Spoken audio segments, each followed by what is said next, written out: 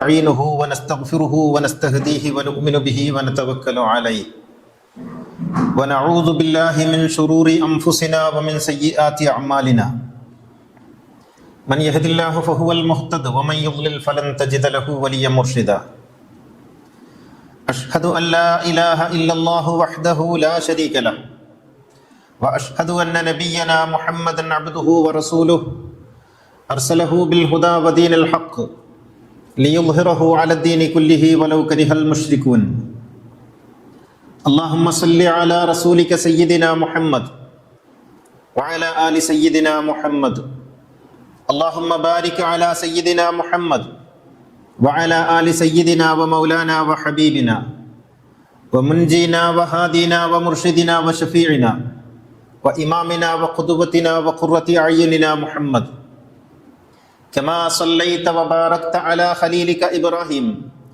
وآل خليلك إبراهيم إنك حميد مجيد يا أيها الذين آمنوا اتقوا الله حق تقاته فلا تموتن إلا وأنتم مسلمون أعوذ بالله من الشيطان الرجيم بسم الله الرحمن الرحيم الله نور السماوات والأرض مثل نوره كمشكاة فيها مصباح المصباح في الزجاجة الزجاجة كأنها كوكب دري يوقد من شجرة مباركة زيتونة لا شرقية ولا غربية يكاد زيتها يضيء ولو لم تمسسه نار نور على نور يهدي الله لنوره من يشاء ويضرب الله الأمثال للناس والله على كل شيء قدير. ബഹുമാന്യരായ സഹോദരന്മാരെ സഹോദരികളെ, തഖ്വയുള്ളവരായി ജീവിക്കാൻ എന്നെയും നിങ്ങളെയും ഉണർത്തുകയാണ്. അള്ളാഹു നമ്മെ എല്ലാവരെയും സർവാർത്ഥത്തിലും മുത്തഖികളിൽ ഉൾപ്പെടുത്തി അനുഗ്രഹിക്കുമാറാകട്ടെ. എല്ലാ മതങ്ങളിലും ആചാരപരമായ ഒരു തലം ഉണ്ട്. അതാണ് മതത്തിൻ്റെ ബാഹ്യമായ തലം എന്ന് പറയുന്നത്. അവിടെ ബാഹ്യമായ അടയാളങ്ങളുണ്ട്, ആചാരങ്ങളുണ്ട്, ദേവാലയങ്ങളുണ്ട്, ആഘോഷങ്ങളുണ്ട്, സമ്പ്രദായങ്ങളുണ്ട്. ഇതൊക്കെ ഏതൊരു മതത്തിൻ്റെയും ബാഹ്യരൂപങ്ങളാണ്. അത് മതത്തിന് അനിവാര്യമാണ്. ഇതിൻ്റെ ഭാഗമാണ് വ്യാവഹാരിക നിയമങ്ങൾ. എല്ലാ മതങ്ങൾക്കും വ്യാവഹാരിക നിയമങ്ങളുണ്ട്. ശരീഅത്ത് എന്ന് അതിന് പറയും. അത് വിവാഹം, വിവാഹമോചനം, അനുഷ്ഠാന നിയമങ്ങൾ, ഇങ്ങനെ തുടങ്ങി കുറേ സംഗതികൾ അതുമായി ബന്ധപ്പെട്ട് വരും. ഇതൊക്കെ മതത്തിൻ്റെ ബാഹ്യമായ തലമാണ്. അപ്പം ഈ ബാഹ്യമായ തലം ആചരിക്കുന്ന ആളുകളെ കാണുമ്പോൾ ഒറ്റയടിക്ക് അയാൾ ഏത് മതത്തിൻ്റെ ആളാണെന്ന് പറയാൻ പറ്റും. അത് പ്രത്യേകിച്ച് സ്ത്രീകളിലാണ് ഈ ബാഹ്യാടയാളങ്ങൾ കൂടുതലായി അടയാളപ്പെടുത്തപ്പെടുന്നത്.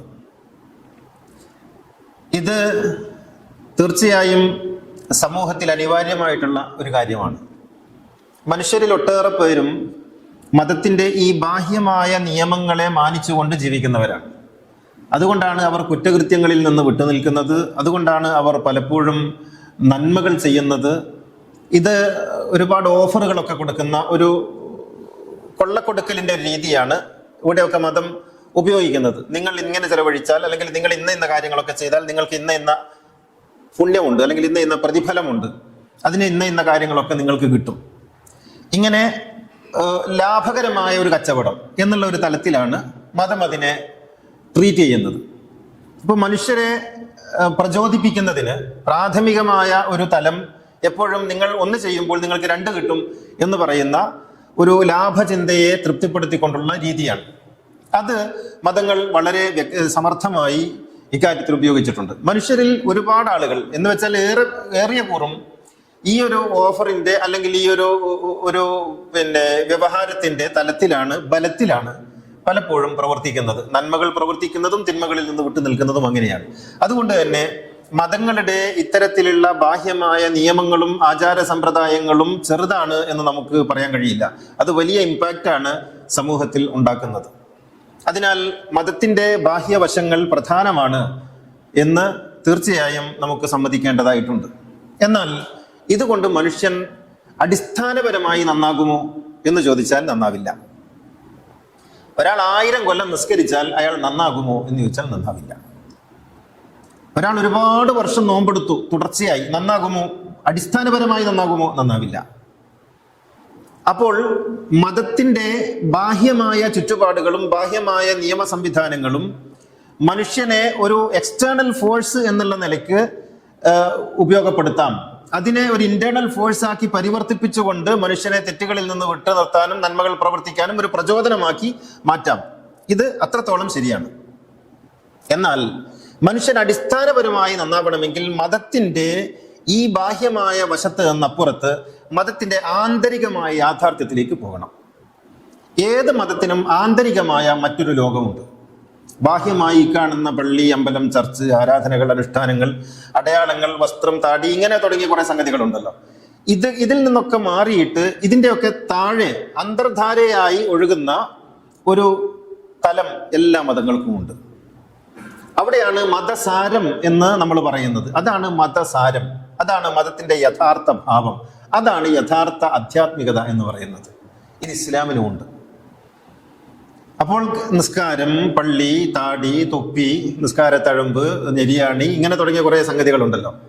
ഇതൊക്കെ ബാഹ്യമായ അതിൻ്റെ തലങ്ങളിലുള്ള പ്രാധാന്യത്തെ നാം ഉൾക്കൊള്ളുകയും അംഗീകരിക്കുകയും ചെയ്യുമ്പോൾ തന്നെ അതല്ല മതം എന്ന് നാം മനസ്സിലാക്കുകയും വേണം. പിന്നെയോ മതം അതിനകത്തിരിക്കുന്ന കാമ്പാണ്. നമ്മൾ തേങ്ങയുടെ മേൽപ്പാളി കണ്ടിട്ട് അതാണ് തേങ്ങ എന്ന് വിചാരിക്കരുത്. അത് പൊട്ടിക്കുമ്പോൾ, ചകിരി പൊളിക്കുമ്പോൾ അതിനകത്ത് ഒരു പാറ പോലുള്ളൊരു സാധനമുണ്ട്, അതാണ് തേങ്ങ എന്നും വിചാരിക്കരുത്. അതും പൊട്ടിച്ചാൽ അതിനകത്തിരിക്കുന്ന ഒരു വെളുത്ത കാമ്പുണ്ട്, അതാണ് തേങ്ങ. അപ്പോൾ ഞാൻ തേങ്ങയാണ് കയ്യിൽ പിടിച്ചിരിക്കുന്നത് എന്നതുകൊണ്ട് ഒരാൾക്ക് തേങ്ങ കിട്ടണമെന്നില്ല. തേങ്ങ കിട്ടണമെങ്കിൽ പൊട്ടിച്ചുള്ളിൽ പോകണം. ഇതുപോലെ അകത്തേക്ക് ഇറങ്ങിപ്പോകുമ്പോൾ മാത്രമാണ് കാമ്പ് കിട്ടുക. അപ്പൊ കയ്യിലുള്ളത് തേങ്ങയല്ലേ? തേങ്ങയാണ്. പക്ഷേ തേങ്ങ തിന്നോ? തേങ്ങ കിട്ടിയോ? ഇല്ല. അപ്പോൾ ഈ തേങ്ങ കയ്യിൽ പിടിച്ച് തേങ്ങ ഒരിക്കലും അനുഭവിക്കാതെ മരിച്ചു പോകുന്ന അവസ്ഥയാണ് മിക്കവാറും മതവിശ്വാസികൾക്ക് ലോകത്തുള്ളത്. തേങ്ങയുമായിട്ട് തന്നെയാണ് ജീവിക്കുന്നത്, ഇത് കയ്യിൽ പിടിച്ചാണ് ജീവിക്കുന്നത്, ഇതുകൊണ്ടാണ് നടക്കുന്നത്. അപ്പോൾ തേങ്ങയുടെ ഉടമയാണോ? ആണ്. തേങ്ങക്കാരനാണോ? ആണ്. എന്നാൽ ഇയാൾ തേങ്ങയുടെ രുചി അനുഭവിച്ചിട്ടുണ്ടോ? ഇല്ല. കാരണം പൊട്ടിച്ചുള്ളോട്ട് പോകാൻ ഇയാൾക്ക് കഴിഞ്ഞിട്ടില്ല.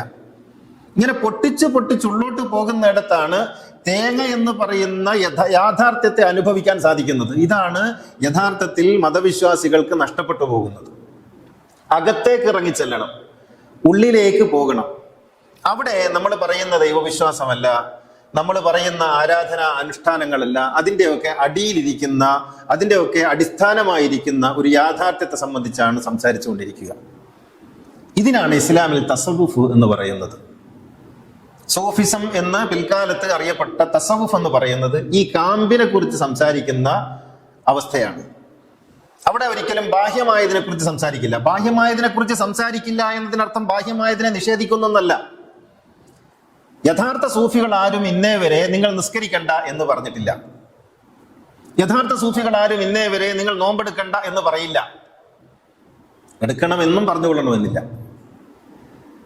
എടുക്കണ്ട എന്നേതായാലും പറയില്ല. നിങ്ങൾ ഹജ്ജിന് പോകണ്ട എന്ന് പറയില്ല. ഏതെങ്കിലും ഒരു അനുഷ്ഠാനം നിർവഹിക്കേണ്ടതില്ല എന്ന് പറയില്ല. പിന്നെയോ അവർ പറയുന്നത് അതിൻ്റെ ആധാരമായിരിക്കുന്ന സകല ആചാരങ്ങൾക്കും ആധാരമായിരിക്കുന്ന സൂക്ഷ്മമായ വശങ്ങളെ കുറിച്ചാണ് പറയുക.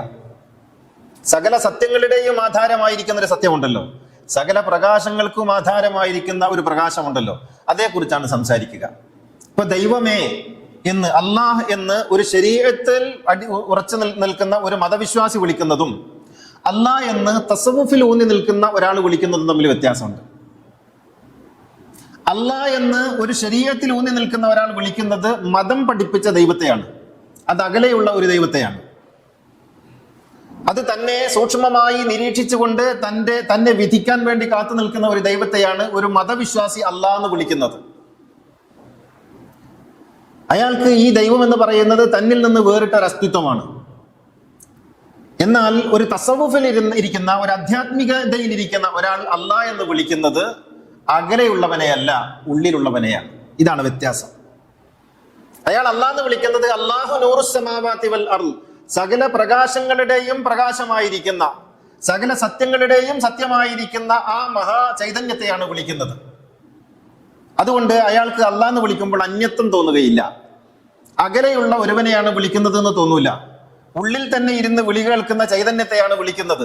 തൻ്റെ കൂടെ തന്നെയുള്ള, തന്നോടൊപ്പമുള്ള, തന്നിൽ തന്നെയുള്ള, താനായി തീർന്നിട്ടുള്ള ആ മഹാസത്യത്തെയാണ്, ചൈതന്യത്തെയാണ് തസവുഫിൽ ഇരുന്നു കൊണ്ട് ഒരാൾ അല്ലാഹ് എന്ന് വിളിക്കുന്നത്. ഈ വിളികൾ തമ്മിൽ വ്യത്യാസമുണ്ട്. ശരീഅത്തിലിരിക്കുന്ന ഒരാൾ മുഹമ്മദുർ റസൂലുള്ളാഹി എന്ന് പറയുന്നതും തസവുഫിലിരിക്കുന്ന ഒരാൾ മുഹമ്മദുർ റസൂലുള്ളാഹി എന്ന് പറയുന്നതും വളരെ വ്യത്യാസമുണ്ട്. ശരീഅത്തിലിരിക്കുന്ന ഒരാൾ മുഹമ്മദ് റസൂലുള്ളാഹി എന്ന് പറയുന്നത് മക്കയിൽ ജനിച്ച് മദീനയിൽ വഫാത്തായി പോയ ഒരു ചരിത്ര പുരുഷനെയാണെങ്കിൽ, തസവുഫിലിരിക്കുന്നയാൾ വിളിക്കുന്നത് തന്നിൽ ഇപ്പോഴും തുടിച്ചുകൊണ്ടിരിക്കുന്ന ഒരു ഗുരു ചൈതന്യത്തെയാണ് മുഹമ്മദുർ റസൂലുള്ളാഹി എന്ന് വിളിക്കുന്നത്. വളരെ വ്യത്യാസമുണ്ട്. ശരീഅത്തിലിരിക്കുന്നയാൾ സുജൂദ് ചെയ്യുന്നതും തസവുഫിലിരിക്കുന്നയാൾ സുജൂദ് ചെയ്യുന്നതും തമ്മിൽ വ്യത്യാസമുണ്ട്. ശരീഅത്തിലിരിക്കുന്നയാൾ സുജൂദ് ചെയ്യുന്നത് അയാളുടെ നെറ്റി കൊണ്ടുപോയി തറയിൽ തട്ടിക്കുന്നു. അപ്പോൾ അയാളുടെ വുദു ശരിയാണോ എന്ന് അയാൾ നോക്കുന്നു, അയാളുടെ കുനിയൽ ശരിയാണോ എന്ന് നോക്കുന്നു, അയാളുടെ മുട്ടാണോ കാലാണോ കയ്യാണോ ആദ്യം കുത്തിയതെന്ന് പരിശോധിക്കുന്നു, അയാൾ ആ ഫിഖഹിന്റെ എല്ലാ നിയമങ്ങളും പാലിച്ചു എന്ന് അയാൾ പരിശോധിക്കുന്നു. അങ്ങനെയാണ് ഒരു കർമ്മശാസ്ത്ര നിയമങ്ങളുടെ അടിസ്ഥാനത്തിൽ ഒരാൾ ചെയ്യുന്ന ബാഹ്യവും ഭൗതികവുമായ പ്രവൃത്തിയാണ് സുജൂദ് ശരീഅത്ത്വാദിയെ സംബന്ധിച്ചിടത്തോളം. എന്നാൽ തസവുഫിൽ ഒരാൾ അയാളുടെ നെറ്റിത്തടം കൊണ്ടുപോയി അള്ളാഹുവിന്റെ നെറ്റിത്തടത്തിലേക്ക് ചാർത്തുന്നതിന്റെ പേരാണ് സുജൂദ്. അയാൾ ലൈലയെ കൈസ് മജ്നുൻ ചുംബിക്കുന്നത് പോലെ തന്റെ നാഥനെ അഗാധമായി പുണരുന്ന ഒരു പ്രക്രിയയുടെ പേരാണ് ഒരു തസവുഫിൽ ഇരിക്കുന്നയാളുടെ സുജൂദ് എന്ന് പറയുന്നത്. അവിടെ അയാൾ തന്റെ പ്രിയപ്പെട്ടവനോട് പറയുന്ന സ്വകാര്യമാണ് ആ സുജൂദിലെ സംഭാഷണം. അയാൾക്ക് തല ഉയർത്താൻ കഴിയാത്ത വിധം അഗാധമായി പ്രണയത്തിൽ ആണ്ടുപോകുന്ന ഒരു ഏർപ്പാടിന്റെ പേരാണ് സുജൂദ് എന്ന് പറയുന്നത്. അപ്പോൾ രണ്ടു തരം സുജൂദാണ് അത്. ഒന്ന് ശരീഅത്തിലിരിക്കുന്നയാളുടെ സുജൂദ് ബാഹ്യമായ ഒരു പ്രവൃത്തിയായി മാറുമ്പോൾ, മറ്റേയാളുടെ സുജൂദ് പ്രണയത്തിന്റെ ആഴങ്ങളിലുള്ള ഒരു അനുരാഗബദ്ധമായ ഒരു കെട്ടിപ്പിടുത്തമായി, ഒരു ആലിംഗനമായി തീരുന്നു. അയാൾ തറയിലല്ല അയാളുടെ നെറ്റി കൊണ്ടുപോയി വെക്കുന്നത്, പിന്നെയോ തന്റെ പ്രിയപ്പെട്ടവന്റെ നെറ്റിയിലാണ്. അവിടെ ഉമ്മയാണ് സംഭവിക്കുന്നത്, മുത്തമാണ് സംഭവിക്കുന്നത്. ഇങ്ങനെ രണ്ട് തലങ്ങളാണ്. നിങ്ങൾ ചെയ്യുന്ന കർമ്മങ്ങൾ ഒന്നാണെങ്കിലും ഇതിന് രണ്ട് ഭാവങ്ങളും രണ്ട് തലങ്ങളും കൈവരും. അതുകൊണ്ടാണ് നിങ്ങൾക്ക് ഒരിക്കലും മതത്തിലൂടെ സാക്ഷാത്കാരം നേടുക സാധ്യമല്ല എന്ന് പറയുന്നു. മതത്തിലൂടെ നിങ്ങൾക്കൊരു മതകീയനായി തീരാം, ഒരു റിലീജിയസ് പേഴ്സണായി മാറാം. പക്ഷേ നിങ്ങൾക്ക് ഒരിക്കലും അതിൻ്റെ ആധ്യാത്മികത അനുഭവിക്കുന്ന, നിങ്ങൾ പഞ്ചസാരയെ കുറിച്ച് പഠിക്കും, പഞ്ചസാരക്ക് മധുരമുണ്ടെന്ന് പഠിക്കും, പഞ്ചസാരയിൽ ഇന്ന കാര്യങ്ങൾ അടങ്ങിയിട്ടുണ്ടെന്ന് പഠിക്കും, അത് കരിമ്പിൽ നിന്നുണ്ടാക്കുന്നതാണെന്ന് പഠിക്കും, അതിൽ ഇന്ന പ്രക്രിയകളിലൂടെ കടന്നുപോയതിനു ശേഷമാണ് അത് ക്രിസ്റ്റൽ രൂപത്തിലാകുന്നത് എന്ന് നിങ്ങൾ പഠിക്കും. പക്ഷേ അപ്പോഴൊന്നും പഞ്ചസാര അനുഭവിക്കുന്നവരായി തീരില്ല. ഒരു തുള്ളി പഞ്ചസാര നിങ്ങളുടെ നാവിൽ ഒരാൾ വെച്ചു തരുമ്പോൾ അപ്പോഴാണ് നിങ്ങൾ പഞ്ചസാരയുമായി ലയനം സാധിക്കുന്നത്. മതം എപ്പോഴും നിങ്ങളോട് പഞ്ചസാരയെ കുറിച്ച് പറഞ്ഞുകൊണ്ടിരിക്കുന്നു, ആധ്യാത്മികത നിങ്ങളുടെ നാവിൽ പഞ്ചസാര വെച്ചു തരുന്നു. ഇതാണ് വ്യത്യാസം. ഇത് രണ്ടും രണ്ടാണ്, എന്നാൽ രണ്ടും ഒന്നിന്റെ തന്നെ വകഭേദങ്ങളുമാണ്. അപ്പോൾ ആധ്യാത്മികത എന്ന് പറയുന്നത്, സൂഫിസം എന്ന് പറയുന്നത് ഹാലിളകേണ്ടുന്ന ഒരു സംഗതിയല്ല. സൂഫിസം എന്ന് പറയുന്നത് എന്തൊക്കെയോ എവിടെയൊക്കെയോ നടക്കുന്ന കളികളല്ല, അഭിപ്രായങ്ങളുമല്ല. അതൊന്നും നമുക്ക് തസവുഫാണ് എന്ന് വിചാരിക്കേണ്ടതില്ല. പക്ഷെ തസവുഫ് എന്ന് പറയുന്ന യാഥാർത്ഥ്യത്തെ നിഷേധിക്കാൻ നമുക്ക് തരവില്ല. കാരണം മനുഷ്യന്റെ ഉള്ളിൽ ഒരു ആത്മഭാവമുണ്ടെങ്കിൽ, മനുഷ്യന്റെ ഉള്ളിൽ പ്രണയമുണ്ടെങ്കിൽ, മനുഷ്യന്റെ ഉള്ളിൽ തന്നെ ഉൾക്കൊള്ളുന്ന ഒരു വികാരമുണ്ടെങ്കിൽ തീർച്ചയായും അതിനാണ് തസവുഫ് എന്ന് പറയുന്നത്, അതിനാണ് ആധ്യാത്മികത എന്ന് പറയുന്നത്. ആധ്യാത്മികത ഇല്ലെങ്കിൽ പിന്നെ മതം കൊണ്ട് യാതൊരു കാര്യവുമില്ല, ഒരു കാര്യവുമില്ല. മതം എന്ന് പറയുന്നത് കേവലമായ യുക്തിചിന്തയാൽ നിർവചിക്കാൻ കഴിയുന്ന ചില ആചാരബദ്ധമായ ചട്ടക്കൂട്ടിന്റെ പേരാണ്. അത് അധികാരവുമായി അതിന് ബന്ധമുണ്ട്. ആദ്യകാലത്തുണ്ടായിരുന്നു എന്നറിയില്ല, പക്ഷെ എന്തായാലും പിൽക്കാലത്തെ എല്ലാ മതങ്ങൾക്കും അധികാരവുമായി ബന്ധം ഉണ്ടാകാറുണ്ട്. എല്ലാ മതങ്ങൾക്കും ഒരു ഹൈറാർക്കി ഉണ്ട്, എല്ലാ മതങ്ങൾക്കും അതിൻ്റെതായ ചിഹ്നങ്ങളുണ്ട്. അതുകൊണ്ട് തന്നെ മതങ്ങൾ ബാഹ്യമായ ഒരു പൊളിറ്റിക്സ് ആയിട്ടാണ്, ബാഹ്യമായ ഒരു രാഷ്ട്രീയമായിട്ടാണ് പിൽക്കാലത്ത് മാറുക. നമ്മൾ ലോകത്തെ ഏത് മതം എടുത്തു നോക്കിയാലും, ഇപ്പോൾ നിലവിലുള്ളതും ഇല്ലാതായി പോയതുമായ ഏത് മതങ്ങൾ എടുത്തു നോക്കിയാലും ആ മതങ്ങളൊക്കെ ഒരു കാലത്തിന് ശേഷം തികഞ്ഞ രാഷ്ട്രീയ ഭാവത്തിലാണ് പ്രവർത്തിച്ചതെന്ന് കാണാൻ കഴിയും. എന്നാൽ ആധ്യാത്മികതയ്ക്ക് ഒരിക്കലും രാഷ്ട്രീയമാകാൻ കഴിയില്ല. ഇതാണ് വ്യത്യാസം. ആധ്യാത്മികതയ്ക്ക് ഒരിക്കലും രാഷ്ട്രീയമാകാൻ കഴിയില്ല. പക്ഷെ ആധ്യാത്മികത എന്ന് പറയുന്നത് ചില ആളുകളൊക്കെ പറയുന്നത് പോലെ, അതിനെ വിമർശിക്കുന്ന ആളുകൾ പറയുന്നത് പോലെ സാമൂഹിക ബന്ധമില്ലാത്ത ഒരു സംഗതിയാണ് ആധ്യാത്മികത എന്ന് ചില ആളുകളൊക്കെ പറയും. ഇത് മതം ആക്ടിവിസമാണ് എന്ന് പറയുന്ന ഒരു പൊളിറ്റിക്കൽ കാഴ്ചപ്പാടിന്റെ ഭാഗമായിട്ട് പറയുന്നത്. മതം ഒരു ആക്ടിവിസമാണോ? മതം ആക്ടിവിസമാണ് എന്നാണ് നിങ്ങൾ വിചാരിക്കുന്നതെങ്കിൽ ഈ ആക്ടിവിസം തീർച്ചയായും ഒരു പൊളിറ്റിക്കൽ ടേമാണ്. മതം എന്ന് പറയുന്നത് ആക്ടിവിസം അല്ല, ഒരു മനുഷ്യന്റെ തികച്ചും പേഴ്സണൽ ആയിട്ടുള്ള എക്സ്പീരിയൻസിനാണ് മതം എന്ന് പറയേണ്ടത്. ആക്ടിവിസം എന്ന് നിങ്ങൾക്ക് പറയാം, പലതിനും പറയാം. ഇപ്പോൾ മൂത്രമൊഴിക്കൽ ഒരു ആക്ടിവിസമാണ് എന്ന് പറയാം ആ അർത്ഥത്തിൽ. അത് യഥാർത്ഥത്തിൽ അങ്ങനെ അല്ലല്ലോ. എന്നതുപോലെ മതമെന്ന് പറയുന്നത് നിങ്ങളുടെ ഉള്ളിലുള്ള മാലിന്യങ്ങളെ വിസർജിക്കുകയും ഉള്ളിലേക്ക് നിരന്തരമായി നിങ്ങൾ നന്മകളെ കടത്തിവിടുകയും ചെയ്യലാണ്. ശ്വാസോച്ഛ്വാസം ചെയ്യുന്നത് ഒരു ആക്ടിവിസമാണോ?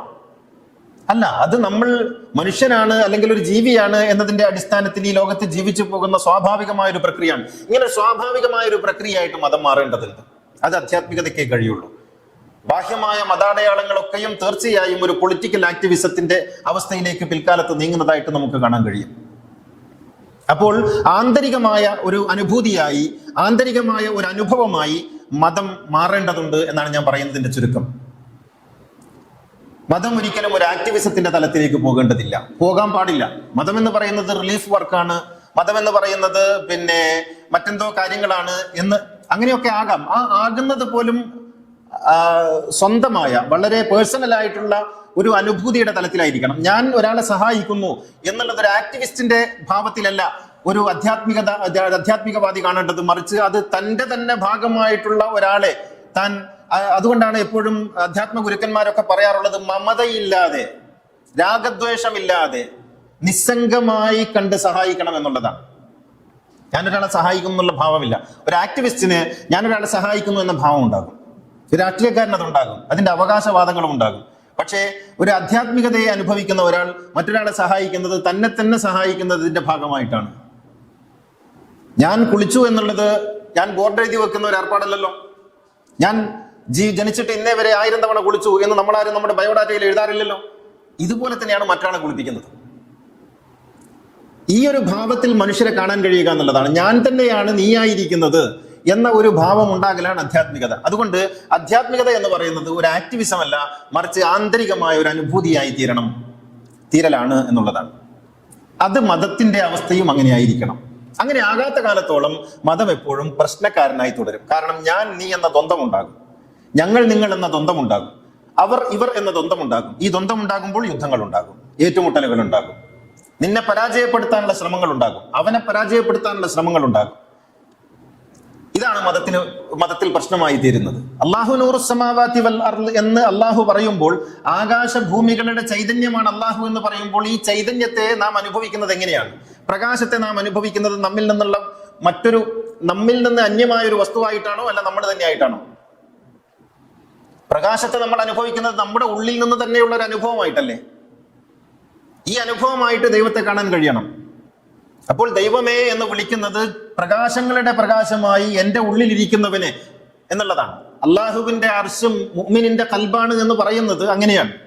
വസിഅ കുർസിയ്യുഹു സമാവാതി വൽ അർള് എന്നൊക്കെ പറയുമ്പോൾ, അർ-റഹ്മാനു അലൽ അർശി ഇസ്തവ എന്ന് പറയുമ്പോൾ അള്ളാഹു അർശിലിരിക്കുന്നു എന്ന് പറയുന്നത് എവിടെ ഇരിക്കുന്ന അള്ളാഹുവിനെ കുറിച്ചല്ല, മറിച്ച് എന്നിൽ തന്നെ ഇരിക്കുന്ന അള്ളാഹുവിനെ കുറിച്ചാണ് എന്നുള്ള അനുഭവമാണ് അത്. ഇതാണ് സൂഫിസം, ഇതാണ് തസവുഫ്. ഈ തസവുഫ് മനസ്സിലാക്കാതെ മതത്തിന്റെ മധുരം അനുഭവിക്കുക സാധ്യമേ അല്ല. ഈ തസവുഫിനുള്ള മറ്റൊരു ഗുണം എന്താണെന്ന് വെച്ചാൽ, ഇങ്ങനെ മതത്തിന്റെ സാരം ഇതാണ് എന്ന് തിരിച്ചറിയുമ്പോൾ എൻ്റെ മതത്തിന്റെ മാത്രമല്ല മറ്റേ മതത്തിന്റെ സാരവും ഇത് തന്നെയാണെന്ന് നമുക്ക് തിരിച്ചറിയാൻ കഴിയും. തേങ്ങ നിങ്ങൾ 2 തെങ്ങിൽ നിന്ന് പറിക്കുന്നു, 2 തെങ്ങിൽ നിന്ന് തേങ്ങ പറിക്കുമ്പോൾ അതിന് 2 കോലങ്ങൾ ഉണ്ടാകുന്നു. പക്ഷെ പൊട്ടിച്ചുള്ളിലേക്ക് പോകുമ്പോൾ ആ തേങ്ങയുടെ കാമ്പും ഈ തേങ്ങയുടെ കാമ്പും ഒന്നാണെന്നും അതിലും ഇതിലും ഇരിക്കുന്നത് ഒരേ എണ്ണയാണെന്നും മനസ്സിലാക്കാൻ കഴിയുന്നു. ആ തെങ്ങിൽ നിന്ന് പറിച്ച തേങ്ങ അത് ചെറുതാണ്, അതിന്റെ ഷേപ്പ് വേറെയാണ്. ഈ തെങ്ങിൽ നിന്ന് പറിച്ച തേങ്ങ വലുതാണ്, ഇതിന്റെ ഷേപ്പ് വേറെയാണ്. ഇത് രണ്ടും 2 തെങ്ങാണ്, 2 തേങ്ങയാണ്. പക്ഷേ പൊട്ടിച്ചുള്ളിലേക്ക് പോയാൽ ഒരേ കാമ്പ്, രണ്ടിലും ഇരിക്കുന്നത് ഒരേ നെയ്യ്. ഇത് തിരിച്ചറിയണമെങ്കിൽ കാമ്പ് കാണണം, അല്ലെങ്കിൽ 2 തേങ്ങയാണെന്നേ കരുതൂ. എന്റെ തേങ്ങ വലുതെന്നും നിന്റെ തേങ്ങ ചെറുതെന്നും നമ്മൾ തർക്കിക്കും. അകത്തേക്ക് പോയി ഒരേ തേങ്ങയാണെന്നും ഒരേ തേങ്ങയിൽ ഒരേ നെയ്യാണുള്ളതെന്നും തിരിച്ചറിയുന്നത് വരെ നമ്മൾ തർക്കിച്ചുകൊണ്ടിരിക്കും. ഈ ഒരു അനുഭവം നമുക്ക് സ്വന്തമാക്കുന്നതിന് വേദങ്ങൾ പഠിക്കണം, ഗുരുക്കന്മാരെ ഉൾക്കൊള്ളണം, പ്രവാചകന്മാരെ മനസ്സിലാക്കണം, അതിന്റെ അകത്തേക്ക് താഴേക്ക് പോകാൻ തയ്യാറാകണം. മതഭാവം ഒരു അഹങ്കാരമാണ്. നമ്മൾ വിചാരിക്കും ധനം മാത്രമാണ് അഹങ്കാരം എന്ന്, അല്ലെങ്കിൽ പദവിയും അധികാരവുമാണ് അഹങ്കാരം എന്നല്ല. മതം വലിയൊരു അഹങ്കാരമാണ്. മതം അഹങ്കാരത്തിന്റെ കാരണങ്ങളിൽ വളരെ പ്രധാനപ്പെട്ട ഒരു കാരണമാണ്. മതം ഒരു അഹങ്കാരമാണ്. ഈ അഹങ്കാരം എന്ന മതബോധത്തെ ഇല്ലാതാക്കിയിട്ട് ആധ്യാത്മികതയുടെ താഴെ തട്ടിലേക്ക് ഇറങ്ങിപ്പോകുമ്പോഴാണ് അഹങ്കാരത്തിൽ നിന്ന് മാറി സകലതിനെയും ഉൾക്കൊള്ളാൻ കഴിയുന്ന വിനയഭാവം നമുക്കുണ്ടാവുക. മതമെന്ന അഹങ്കാരത്തെ കൊന്നുകളയണം. ഇത് ചെറിയ കാര്യമല്ല. ശുദ്ധിവാദത്തിന്റെയും മേന്മാവാദത്തിന്റെയും ശരിമാത്രവാദത്തിന്റെയും ഒക്കെ തലം മതാഹങ്കാരം കൊണ്ടുണ്ടാകുന്നതാണ്. മതം മനുഷ്യനെ വിനയപ്പെടുത്തുന്നു നമ്മൾ പഠിക്കും, പക്ഷെ അത് പഠിപ്പിൽ മാത്രമേ ഉള്ളൂ. മതം മനുഷ്യനെ അഹങ്കാരിയാക്കും. മതം തന്നെ സ്വയം ഒരു അഹങ്കാരമായി വളരും. ആലോചിച്ച് നോക്കൂ, നമ്മുടെ ഒക്കെ ഉള്ളിൽ ആ അഹങ്കാരം ഉണ്ടായിരുന്നില്ലേ? മതം സ്വയം ഒരു അഹങ്കാരമായി മാറും.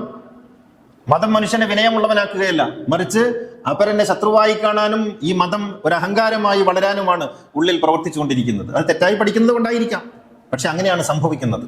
അതുകൊണ്ട് മതമെന്ന അഹങ്കാരത്തെ കൊന്ന് ആധ്യാത്മികത എന്ന വിനയഭാവത്തിലേക്ക് നാം പോകുമ്പോൾ മാത്രമേ മതത്തിന്റെ മധുരം നമുക്ക് അനുഭവിക്കാൻ കഴിയുകയുള്ളൂ. അപ്പോഴും ഞാനൊന്ന് ഊന്നി പറയുന്നത്, അപ്പോഴും മതത്തിന്റെ ബാഹ്യമായ വശങ്ങളെ ഒന്നും നിരാകരിക്കേണ്ടതില്ല. അതിലും നന്മകളുണ്ട് എന്ന് നമ്മൾ അറിയണം. അവിടെ കുടുങ്ങിപ്പോകരുത് എന്ന് മാത്രമേ ഉള്ളൂ. അള്ളാഹു അനുഗ്രഹിക്കട്ടെ. അഖൂലു ഖൗലി ഹാദാ വഅസ്തഗ്ഫിറുല്ലാഹ അൽ-അദീമ ലി വലക്കും വഅസ്തഗ്ഫിഹി അന്നി വഅൻകും വഅൻ ജമീഇൽ മുസ്ലിമീന വൽ മുഅ്മിനീന അജ്മഈന ഫസ്തഗ്ഫിറൂഹു ഇന്നഹു ഹുവൽ ഗഫൂറുർ റഹീം. അൽഹംദുലില്ലാഹില്ലദീ ഹദാനാ ലിഹാദാ വമാ കുന്നാ ലിനഹ്തദിയ ലൗലാ അൻ ഹദാനല്ലാഹ്. الصلاة والسلام على سيدنا محمد سيد الكونين محبوب رب المشرقين والمغربين خاتم الأنبياء سيد المرسلين مراد المشتاقين محبوب العاشقين جد الحسن والحسين صاحب الحرمين وابن الذبيحين سيدنا محمد بن عبد الله بن عبد المطلب صلى الله عليه وعلى آله وصحبه الذين جاهدوا بأموالهم في سبيل الله وباعوا نفوسهم لدين الهدى رضي الله عنهم ورضوا عنه ذلك لمن خشي ربه إن الله وملائكته يصلون على النبي يا أيها الذين آمنوا صلوا عليه وسلموا تسليما. സഹോദര സഹോദരികളെ, തഖ്വയുള്ളവരായിരിക്കണമെന്ന് ഒന്നുകൂടി ഉണർത്തുകയാണ്. മതത്തിന്റെ അധികാര ഭ്രമം എന്ന് പറയുന്നത് നമുക്ക് മലയാളികൾക്ക് വളരെ പെട്ടെന്ന് മനസ്സിലാക്കാൻ കഴിയും. നമ്മുടെ കേരളത്തിൽ മതത്തിൻ്റെ പേരിലുള്ള സംഘടനകളും രാഷ്ട്രീയത്തിൻ്റെ പേരിലുള്ള സംഘടനകളും എത്രയെന്ന് വെറുതെ ഒന്ന് പഠിച്ചു നോക്കിയാൽ മതി. വെറുതെ മതത്തിൻ്റെ പേരിലുള്ള സംഘടന എണ്ണിയാൽ ഒടുങ്ങൂല. ക്രിസ്ത്യാനിറ്റിയിൽ, ഹിന്ദു മതത്തിൽ, മുസ്ലിം മതത്തിൽ, ഇസ്ലാം മതത്തിൽ, മറ്റ് മതങ്ങളിൽ സംഘടനകൾ, ഗ്രൂപ്പുകൾ, ഉപഗ്രൂപ്പുകൾ, വിഭാഗങ്ങൾ, ഉപവിഭാഗങ്ങൾ, ഓരോന്നിനും സംഘടനകൾ. സ്ത്രീകൾക്ക്, കുട്ടികൾക്ക്, വിദ്യാർത്ഥികൾക്ക്, മുതിർന്നവർക്ക്. രാഷ്ട്രീയ സംഘടനകളുടെ 4-5 ഇരട്ടി സംഘടനകളാണ് നമ്മുടെ കൊച്ചു കേരളത്തിൽ മതസംഘടനകളായിട്ട് പ്രവർത്തിക്കുന്നത്. നേർക്ക് നേരെ. ഇനി അതൊന്നും കൂടാതെ മതത്തിന്റെ പേരിലുള്ള NGOകൾ വേറെ ഉണ്ട്. എന്താണ് ഇതിൽ നിന്ന് നമ്മൾ മനസ്സിലാക്കേണ്ടുന്നത്?